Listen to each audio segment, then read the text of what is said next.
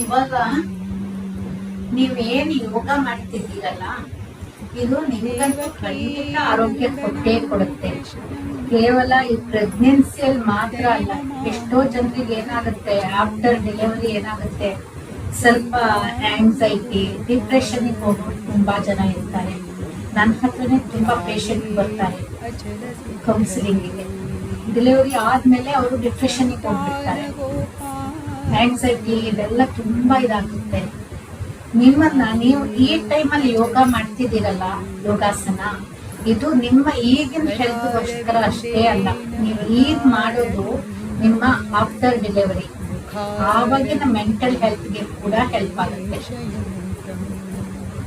ನಾವೇನ್ ಅನ್ಕೋತೀವಿ, ಪ್ರೆಗ್ನೆಂಟ್ ಇದ್ದಾಗ ಯೋಗ ಮಾಡಿದ್ರೆ ಆರೋಗ್ಯವಾಗಿರ್ತೀವಿ, ಆಕ್ಟಿವ್ ಆಗಿರ್ತೀವಿ, ಮಗು ಹೆಲ್ದಿಯಾಗಿ ಬೆಳೆಯುತ್ತೆ, ಮಗು ಗ್ರೋತ್ ಚೆನ್ನಾಗಿರುತ್ತೆ, ಪೀಸ್ಫುಲ್ ಆಗಿರ್ತೀವಿ, ಇಷ್ಟೇ ಅಂತ ಅನ್ಕೋತೀವಲ್ಲ.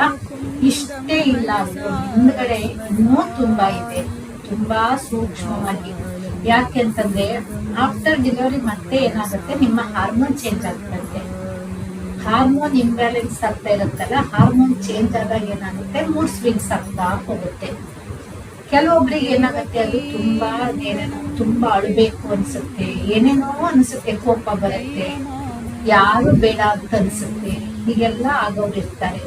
ಈ ಟೈಮಲ್ಲಿ ಯಾಕೆ ನಾವು ಇದಕ್ಕೆ ಪ್ರೆಗ್ನೆನ್ಸಿ ಇದ್ದಾಗ ಯಾಕೆ ಯೋಗ ಮಾಡ್ಬೇಕು ಅಂತ ಹೇಳ್ತೀವಿ? ಯಾಕಂತಂದ್ರೆ ಕೇವಲ ನಮ್ಮ ಜೀವನ ಪ್ರೆಗ್ನೆನ್ಸಿಗಷ್ಟೇ ಮುಗಿದೋಗ್ಬಿಡತ್ತಾ? ಇಲ್ಲ. ಒಂದು ಮಗು ಆರೋಗ್ಯವಂತ ಮಗುನ ಹೊರಗೆ ತಂದು ಬಿಟ್ರೆ ನಮ್ ಜವಾಬ್ದಾರಿ ಮುಗಿದೋಗ್ಬಿಡತ್ತಾ?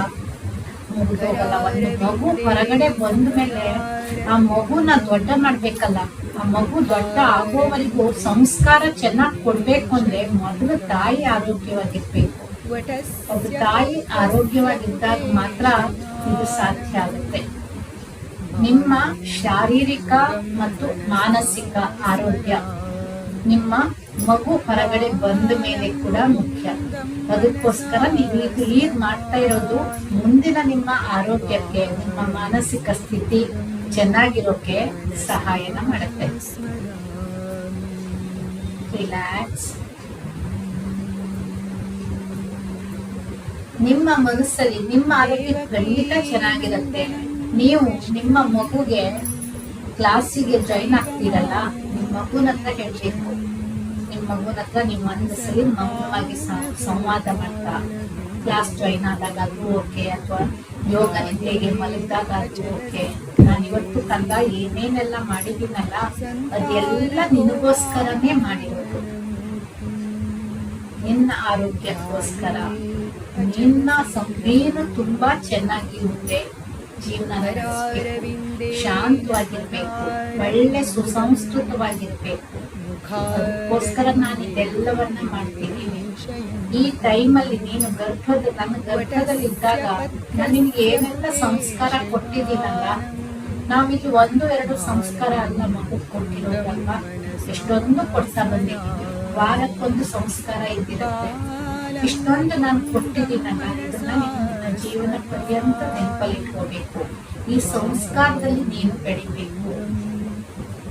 ಅದಕ್ಕೋಸ್ಕರ ನೀನು ನನ್ನ ಗರ್ಭದಲ್ಲಿ ಇದ್ದಾಗಲೇ ನಾನು ಈ ಸಂಸ್ಕಾರನ ತಗೊಂಡಿರೋದು ಅಂತ ನಿಮ್ಮ ಮಗುವಿನ ಜೊತೆ ನೀವು ಮೌನವಾಗಿ ಸಂವಾದ ಮಾಡ್ತಾ ಈ ವಿಷಯನ ಹೇಳ್ಬೇಕು.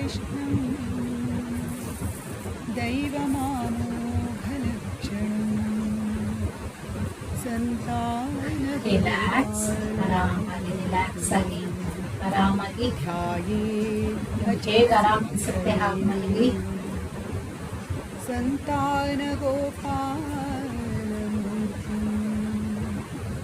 ಧ್ಯಾಯೇ ಅಚಲ ಸಿದ್ಧಯೇ ಕರಾರವಿಂದೇನ ಪದಾರವಿಂದಂ ಒಂದು ಕೈ ಪ್ರೀತಿಯಿಂದ ಉಸಿರಾಡಿ. ನಾವು ಹೇಗೆ ಉಸಿರಾಡ್ತೀವಿ ಅದನ್ನಂತೂ ನಿಲ್ಸಲ್ಲ. ಆ ಉಸಿರಾಟನ ಪ್ರೀತಿಯಿಂದ ಮಾಡೋಣ. ನಾವು ಉಸಿರಾಡೋ ಪ್ರತಿ ಉಸಿರು ಕೂಡ ಮೊದಲು ನಮಗೆ ಪ್ರೀತಿಯ ಸ್ಪರ್ಶವನ್ನ ನೀಡಬೇಕು. ನಮ್ಮ ಮೂಲಕ ನಾವು ಯಾವಾಗ ನಮ್ಮ ಉಸಿರಿನ ಪ್ರೀತಿಯನ್ನ ಅನುಭವಿಸ್ತೀವಿ, ಪ್ರತಿ ಉಸಿರಿನಲ್ಲೂ ಆ ಪ್ರೀತಿಯನ್ನ ಅನುಭವಿಸ್ತಾ ಹೋಗ್ತೀವಿ. ಅದು ನನ್ನ ಮಗುವನ್ನ ಕಲ್ಪುತ್ತೆ. ಪ್ರೀತಿಯಿಂದ ಉಸಿರಾಡೋದು ಹೇಗೆ?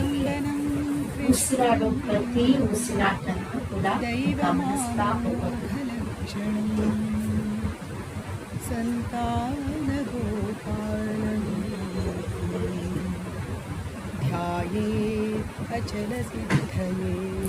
ನಿಮ್ಮ ಉಸಿರು ಎದೆವರೆಗಷ್ಟೇ ಬರ್ತಾ ಇದೆಯಾ?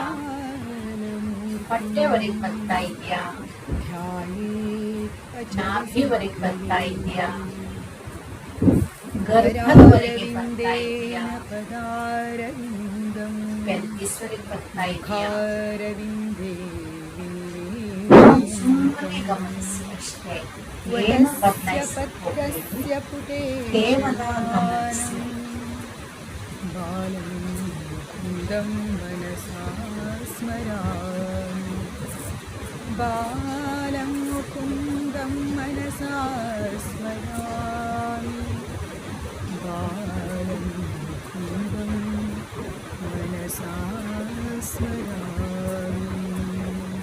ಕೇವಲ ಇಲ್ಲಿ ನೀವು ನಿಮ್ಮ ಮನಸ್ಸನ್ನ ಶಾಂತಗೊಳಿಸ್ತಾ ಇದ್ದೀರಾ. ಶರೀರವನ್ನ ರಿಲ್ಯಾಕ್ಸ್ ಮಾಡ್ತಾ ಇದ್ದೀರಾ. ದೈವಮಾಮೋಘಲಕ್ಷಣಂ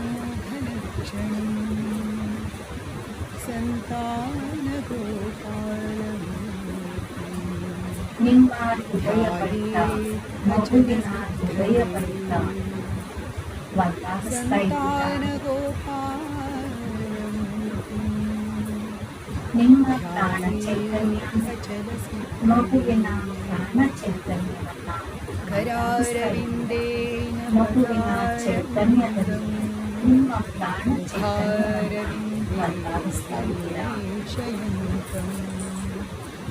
ವಟಸ್ಯ ಪತ್ರಸ್ಯ ಪುಟೇ ಶಯಾನಂ ಬಾಲಂ ಮುಕುಂದಂ ಮನಸಾ ಸ್ಮರಾಮಿ ಬಾಲಂ ಮುಕುಂದಂ ಮನಸಾ ಸ್ಮರಾಮಿ ಬಾಲಂ ಮುಕುಂದಂ ಮನಸಾ ಸ್ಮರಾಮಿ.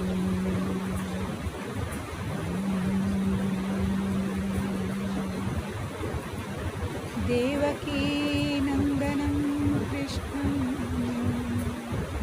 ದೈವಮಾಮೋಘಲಕ್ಷಣಂ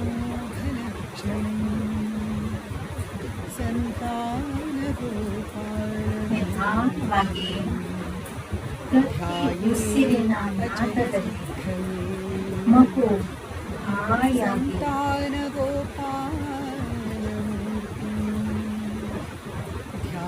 ಶಾಂತವಾಗಿರೋ ಸ್ಥಿತಿಯನ್ನ ಅನುಭವಿಸ್ತಾ ಇರೋದನ್ನ ಸಂತೋಷವಾಗಿರೋದನ್ನ ನೋಡಿ.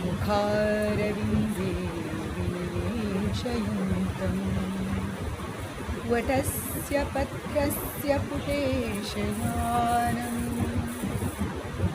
ಹೇಗಿದ್ದೀಯ?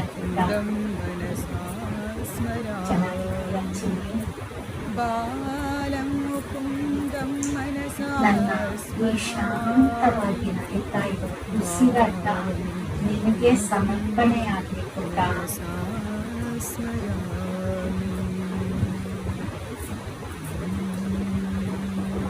ತಾಳಬದ್ಧವಾಗಿ ನಡೀತಾ ಇರೋ ಬಟ್ಟ ನಿನಗೆ ಸಮರ್ಪಣೆಯಾಗಲಿ. ದೈವಮಾಮೋಘಲಕ್ಷಣಂ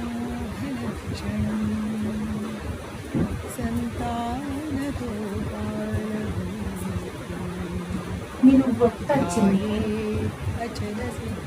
ನಾನು ನಿನ್ನನ್ನ ಕೇವಲ ನನ್ನ ಗರ್ಭದಲ್ಲಿ ಜನ್ಮ ಪಡಿತಾ ಇರೋ ಒಂದು ಶಾರೀರಿಕ ಶರೀರ ಅಂತ ಅಂದ್ಕೊಂಡೇ ಇಲ್ಲ. ನನ್ನ ಗರ್ಭ ಅನ್ನೋದು ಪವಿತ್ರವಾಗಿರೋ ದೇವಸ್ಥಾನ. ವಟಸ್ಯ ಪತ್ರಸ್ಯ ಪುಟೇ ಶಯಾನಂ ಆ ದೇವಸ್ಥಾನದಲ್ಲಿ ನನ್ನ ಮಗು ಎನ್ನುವ ದೇವರ ಪ್ರಾಣ ಪ್ರತಿಷ್ಠಾಪನೆ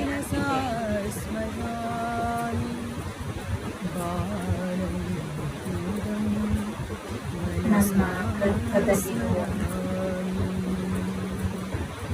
ಈ ದಿವ್ಯ ಚೈತನ್ಯಕ್ಕೆ ನನ್ನಿಂದ ದೇವಕೀ ಏನೆಲ್ಲ ಒಳ್ಳೆಯದನ್ನ ಕೊಡಕ್ಕಾಗುತ್ತೆ ಎಲ್ಲವನ್ನ ಕೊಡಬೇಕು.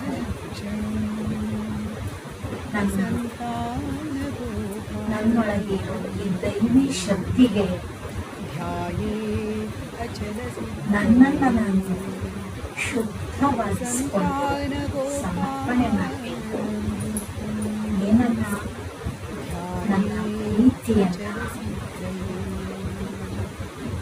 ನನ್ನ ಮಮತೆಯನ್ನ, ನನ್ನ ಶಾಂತಿಯನ್ನ,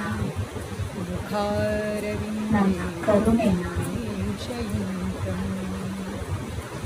ನನ್ನ ಜ್ಞಾನವನ್ನ,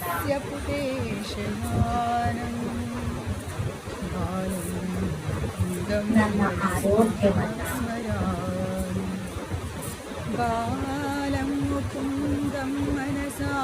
ನನ್ನೊಳಗಿನ ಎಲ್ಲ ಉತ್ತಮ ಸಂಸ್ಕಾರಗಳನ್ನ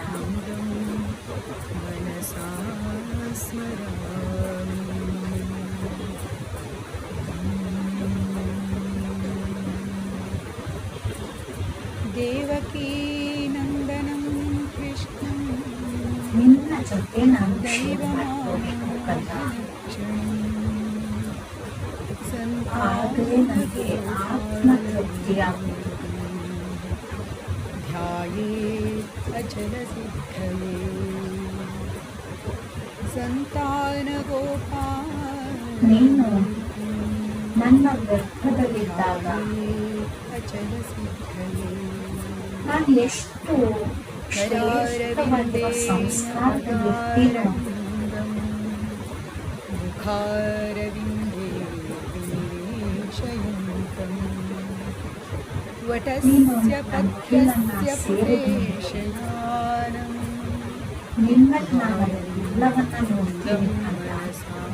ಸ್ಮರಾಮಿ ಬಾಲಂ ಮುಕುಂದಂ ಮನಸಾ ಸ್ಮರಾಮಿ ಬಾಲಂ ಮುಕುಂದಂ ಮನಸಾ ನಾನು ಯಾವುದೇ ಸಂಸ್ಕಾರದಲ್ಲಿಲ್ಲದೆ ನನಗೆ ಸಂಸ್ಕಾರವಂತ ಮಗು ಬೇಕು ಅಂದ್ರೆ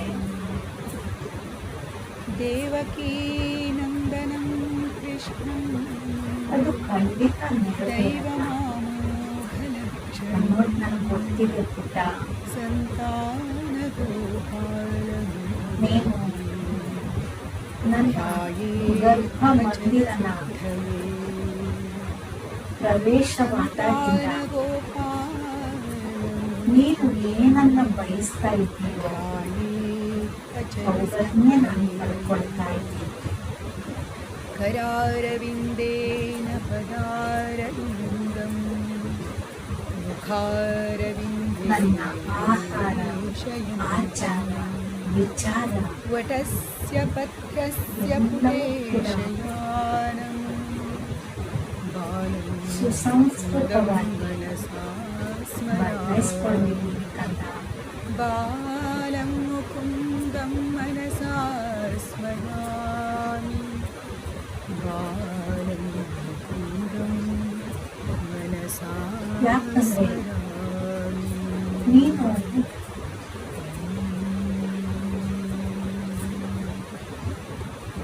ದೇವಕೀ ನಂದನಂ ಕೃಷ್ಣಂ ಚೈತನ್ಯ ರೂಪದಲ್ಲಿ ದೈವಮಾಮೋ ನನ್ನ ಗರ್ಭವನ್ನ ಪ್ರವೇಶಿಸಿ ಸಂತಾನ ನಾನು ನನ್ನ ಮೂಲಕ ಉಸಿರಾಡೋದನ್ನ ಅಚಲ ಹೃದಯ ಬಡಿತನ ಎಲ್ಲ ಸಂತಾನ ಭಾವನೆಗಳನ್ನ ಗೋಪಾಲ ಎಲ್ಲವನ್ನ ನೀನು ಕಲಿತೀಯ ಅಂದಮೇಲೆ ಧ್ಯಾಯೇ ಅಚಲ ತಾಯಿಯಾಗಿ ನನ್ನ ಜವಾಬ್ದಾರಿ ಕರಾರವಿಂದೇ ಪದಾರವಿಂದಂ ಮುಖಾರವಿಂದೇ ಶಯಂತಂ ನನಗೆ ಇವತ್ತು ತುಂಬಾ ವಟಸ್ಯ ಸಮಾಧಾನ ಪತ್ರಸ್ಯ ಪುರೇಶಯಾನಂ ಬಾಲಂ ಮುಕುಂದಂ ಮನಸಾ ಸ್ಮರಾಮಿ ನನ್ನ ಬಾಲಂ ಗರ್ಭದಲ್ಲಿರುವ ಮುಕುಂದಂ ಮಗುವಿಗೆ ಮನಸಾ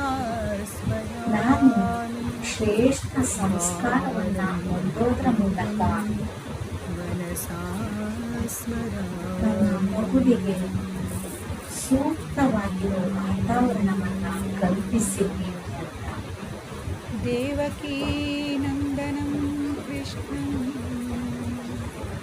दैवमामोघलक्षणं ಕೃಷ್ಣ ಭಗವದ್ಗೀತೆಗೆ ಹೇಳ್ತಾನೆ, सन्तानगोपालमूर्तिं ध्यायेत् अचलसिद्धये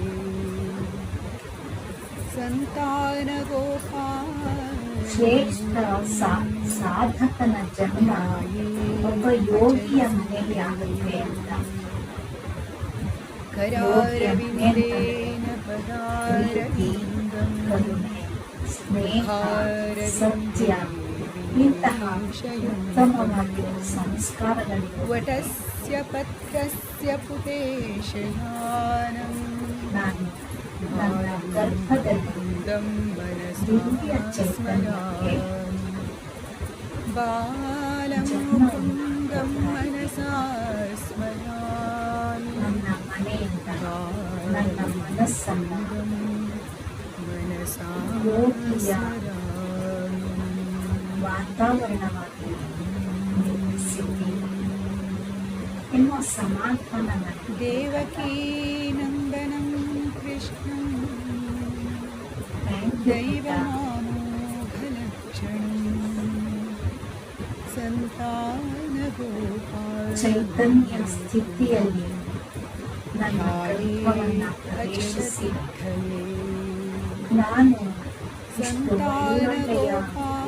ಒಳ್ಳೆಯ ಸಂಸ್ಕಾರಗಳನ್ನ ಹೊಂದೋಕೆ ನೀನು ನನಗೆ ಅವಕಾಶವನ್ನ ನೀಡಿದ್ದೀಯ.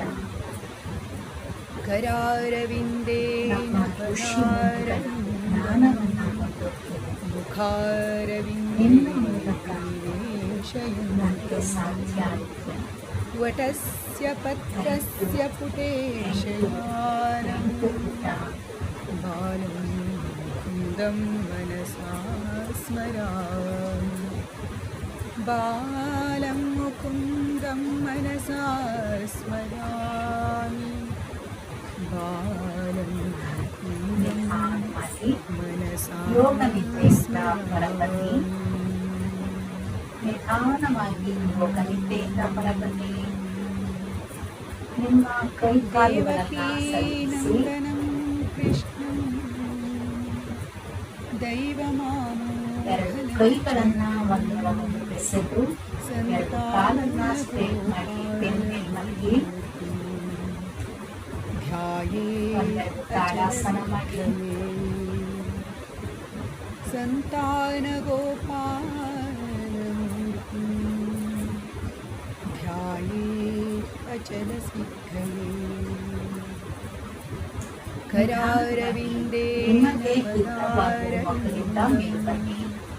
मुखारविन्दे विनिवेशयन्तं वटस्य पत्रस्य पुटेशयानं बालं मुकुन्दं मनसा स्मरामि ಕೈಯಲ್ಲಿ ಚಿನ್ನದ ಇರಲಿ. बालं मुकुन्दं मनसा स्मरामि ಮೂರು ಓಂಕಾರ.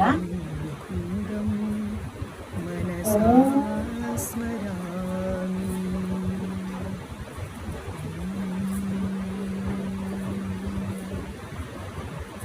देवकी नन्दनं कृष्णं दैवमामोघलक्षणं सन्तानगोपालमूर्तिं ध्यायेत् अचलसिद्धये सन्तानगोपालमूर्तिं ध्यायेत् अचलसिद्धये करारविन्देन पदारविन्दं मुखारविन्दे निवेशयन्तं वटस्य पत्रस्य पुटेशयानं हरि ओम तत्सत्. बालं ಪತಂಜಲಿ ಮಹರ್ಷಿಗಳಿಗೆ, ಎಲ್ಲ ಋಷಿ ಮುನಿಗಳಿಗೆ, ಸನಾತನ ಧರ್ಮ, ಯೋಗ ಧರ್ಮ, ರಾಷ್ಟ್ರ ಧರ್ಮ, ಈ ಪುಣ್ಯ ಭೂಮಿಗೆ ನಮ್ಮ ಪ್ರಣಾಮವನ್ನು ಸಲ್ಲಿಸೋಣ. ಎರಡು ಕೈಗಳನ್ನು ಮಾಡಿ ಕಣ್ಗಳ ಮೇಲೆ ಪ್ರೀತಿಯಿಂದ ಮುಖ ಕುತ್ತಿಗೆ ಕೈಗಳನ್ನು ಸೌತ ನಿಮ್ಮ ಮಗುವಿಗೆ ನಿಮ್ಮ ಪ್ರೀತಿಯ ಸ್ಪರ್ಶವನ್ನ ನೀಡಿ. ಅಂಗೈ ನೋಡ್ತಾ ಕಣ್ಗಳನ್ನು ಬಿಡಿ. ಭೂಮಾತೆಗೆ ಮತ್ತು ಎಲ್ಲ ಋಷಿ ಮುನಿಗಳಿಗೆ ನಮಸ್ಕರಿಸಿ.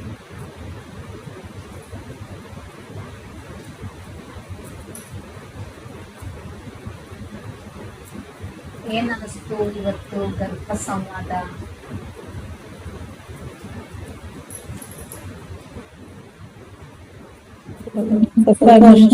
ಕಣ್ಣೆಲ್ಲ ನೀರು ಬರ್ತಾ ಇತ್ತು. ಖುಷಿ ಆಯ್ತು. ಮಕ್ಕಳ ಮುಖ ಕಣ್ಣಿಂದ ಬರ್ತಾ ಇತ್ತು. ಸಹನಾಗೆ ಏನಾಯ್ತು ಗರ್ಭ ಸಂವಾದ? ಮ್ಯೂಟ್ ಆಗಿದೆ.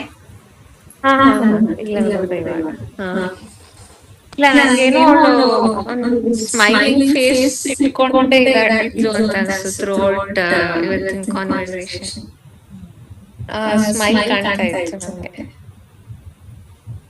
ಎಷ್ಟು ಗ್ರೇಟ್ ಅಲ್ವಾ ನಿಜವಾಗ್ಲೂ. ಆ ಮಗು ಅನ್ನೋದು ನಾವು ಹೇಗ್ ನೋಡ್ತೀವಿ ಹಾಗೆ ತುಂಬಾ ಜನ ಅದೊಂದು ಮಾಂಸದ ಮುದ್ದೆ, ಅದಕ್ಕೆ ಏನೂ ಗೊತ್ತಾಗಲ್ಲ ಹಾಗೆಲ್ಲ ತುಂಬಾ ಜನ ಹೇಳೋರು ಇರ್ತಾರೆ. ಆದ್ರೆ ಆ ಮಗು ಬಂದಿಲ್ಲ ಅಂತಿದ್ರೆ ನೀವು ಎಷ್ಟೊಂದು ವಿಷಯ ತಿಳ್ಕೊಳ್ತಾನೆ ಇರ್ಲಿಲ್ಲ ಅಲ್ವಾ? ಮಗುವಿನ ಮೂಲಕ ನೀವು ಎಷ್ಟು ಬದಲಾಗುತ್ತ ಸಹಾಯ ಆಯ್ತು. ಮಗು ನಿಮ್ಮನ್ನ ಎಷ್ಟು ಬದಲಾಯಿಸ್ತಾ ಬಂತು. ನಿಮಗೆ ಗರ್ಭ ಸಂವಾದ ಮಾಡಿಸ್ತಾ ನಿಜವಾಗ್ಲೂ ನನ್ನ ಕಣ್ಣಲ್ಲಿ ನೀರ್ ಬರ್ತಾ ಇತ್ತು. ಯಾಕೆ ಅಂತಾನೆ ಗೊತ್ತಿಲ್ಲ, ನನ್ನ ಕಣ್ಣಲ್ಲಿ ತುಂಬಾ ನೀರ್ ಬರ್ತಾ ಇತ್ತು. ಆ ಟೈಮಲ್ಲಿ ಕಣ್ಮುಚ್ಚಿ ನಾನು ನಿಮ್ಗೆ ಗರ್ಭ ಸಂವಾದ ಮಾಡಿಸ್ತಾ ಇದ್ದೆ. ಏನೋ ಒಂಥರ ಸಂತೋಷಕ್ಕಿತ್ತು, ದುಃಖ ಉಕ್ಕಿ ಬರ್ತಾ ಇತ್ತು.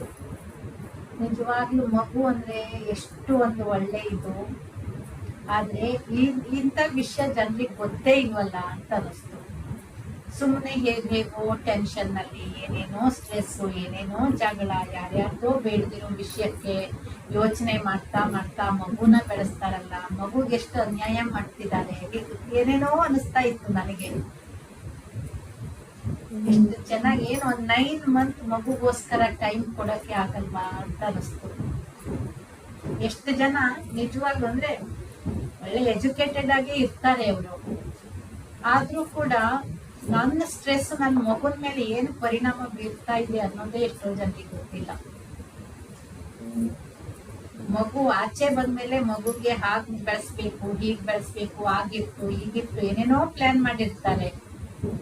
ಆದ್ರೆ ಫಸ್ಟ್ ನಾವು ಕೊಡ್ಬೇಕಾಗಿರೋ ಗಿಫ್ಟ್ ಏನು ಅದನ್ನೇ ಕೊಡೋಕ್ ಮರ್ತು ಬಿಟ್ಟಿರ್ತೀವಿ. ಓಕೆ, ಇವತ್ತಿನ ಸೆಷನ್ ಏನ್ ಮಾಡೋಣ? ಮಗು ಧ್ಯಾನ ಮಾಡ್ತಾ ಇತ್ತಾ ಇಲ್ಲ ಕಿಕ್ಕಿಂಗ್ ಇತ್ತ ಜಾಸ್ತಿ? ಇಲ್ಲ, ನನಗೆ ಅಷ್ಟೊಂದು ಕಿಕ್ಕಿಂಗ್ ಏನು ಅನ್ಸಲಿಲ್ಲ, ಸ್ವಲ್ಪ ಮೂಮೆಂಟ್ ಇತ್ತು ಅಷ್ಟೇ ಇವತ್ತು. ಮಗು ಏನಾದ್ರು ನಿಮ್ಗೆ ರಿಪ್ಲೈ ಮಾಡಿತು ಅನಿಸ್ತಾ? ನೀವು ಇದೆಲ್ಲ ಹೇಳ್ಬೇಕಿದ್ರೆ ನಿಮಗ್ ಮಗು ಏನಾದ್ರೂ ಹೇಳ್ತಾ ಇದೆ ಅಂತ ಅನಿಸ್ತಾ? ನನಗೆ ಕಿಕ್ಕಿಂಗ್ ಫೀಲ್ ಆಗ್ತಾ ಇತ್ತು. ಸ್ಟಾರ್ಟಿಂಗ್ ವರೆಗೂ ನನಗೆ ಆಗ್ತಾ ಇತ್ತು. ನಾನು ಮೊದಲು ಲೆಫ್ಟ್ ಸೈಡ್ ನನ್ನ ಕೈ ಇಟ್ಟು ಮಲಗಿದ ತಕ್ಷಣ ಓದ್ ಮಾಡಕ್ ಸ್ಟಾರ್ಟ್ ಮಾಡಿದ್ರಲ್ಲ, ನಾನು ಎಮೋಷನಲ್ ಕಣ್ಣಲ್ಲಿ ನೀರು ಬರ್ತಾ ಇದೆ ನನಗೆ. ನನ್ನ ಕೈಯಲ್ಲಿ ಒಳ್ಳೆ ಬಂದು ಕಿಕ್ಕಿಂಗ್ ಮಾಡ್ತಾ ಇತ್ತು. ಮುಖನ ಒಂದು ಬೇರೆ ಫೇಸ್ ಕೂಡ ಕಣ್ಣಲ್ಲಿ ಬರ್ತಾ ಇತ್ತು. ಎಕ್ಸ್ಪ್ರೆಸ್ ಮಾಡಕ್ ಆಗ್ತಾ ಇದೆ. ಆ ಟೈಮಲ್ಲಿ ಮಗು ಏನ್ ಹೇಳ್ತಾ ಇರಬಹುದು ಅನಿಸ್ತು ನಿಮ್ಗೆ? ಸಂತೋಷ ಆಗ್ತಾ ಇದೆಯಲ್ಲ, ಡೈಲಿ ನಾನು ಮಾಡ್ತಾ ಇರೋದು ಅಂತ ಕೇಳಿದ ತಕ್ಷಣ ಕಿಕ್ ಮಾಡ್ತೋದು, ಅದು ಎಂಜಾಯ್ ಮಾಡ್ತಾ ಇದ್ದ ನನ್ನ ಫೀಲ್. ನಿಮಗೆ ಸಹನ ಮಗು ಏನಾದ್ರೂ ಹೀಗೆ ಹೇಳ್ತಾ ಇರಬಹುದಾ ಅಂತ ಅನಿಸ್ತಾ? ನನಗೇನೋ ಅಂದ್ರೆ ನೀವು ಕಾನ್ವರ್ಸೇಷನ್ ಮಾಡ್ತಿದ್ರಲ್ಲ, ನಂಗೇನೋ ಅವಳಿಗೆ ಗೊತ್ತಿರೋದು ನನಗೆ ಹೇಳ್ಕೊಡ್ತಾ ಇದ್ದಾಳೆ ಅನ್ನೋ ತರ ಫೀಲ್ ಅನ್ನಿಸ್ತು ನನಗೆ. ಅಂದ್ರೆ ಅವ್ಳು ಅಗ್ರಿ ಮಾಡ್ತಾ ಇದ್ದಾಳೆ, ನಾನೇನ್ ಹೇಳಕ್ ಟ್ರೈ ಮಾಡ್ತಾ ಇದ್ದೀನಿ, ಆ ತರ ಅನಿಸ್ತು ನನಗೆ. ಇವತ್ತಿನ ಸೆಷನ್ ಏನ್ ಮಾಡೋಣ. Thank you. Thank you. Thank you.